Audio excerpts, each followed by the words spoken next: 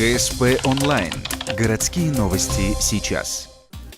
24 апреля Ухтинский филиал общественной приемной главы анонсировал акцию «Добровольцы ветеранам». Ее цель – помочь пожилым людям.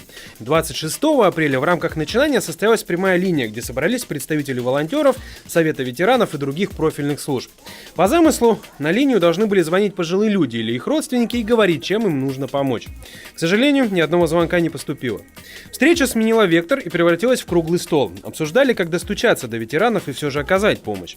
Выяснилось, что дело отнюдь не в том, что все и так хорошо или помогать некому, а гораздо привычнее в российских реалиях. Я набирал волонтеров, человек 30, готовых ребят в течение месяца ходить, обойти всех ветеранов города. Готовы были ребята пройти, подготовили анкеты. Но возникает вопрос. Первый вопрос – это возможность доступа к ветеранам. Второй вопрос – это сохранение персональных данных.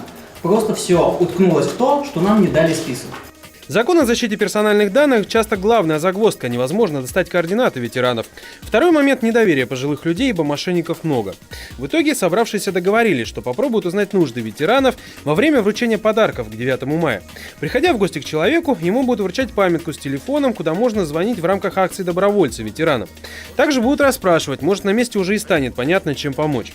При таком раскладе есть надежда, что перезапуск акции пройдет успешно. Напоминаем, обратиться в приемную за помощью в рамках акции «Добровольцы ветеранам» можно в любое время. Телефон 75 29 35.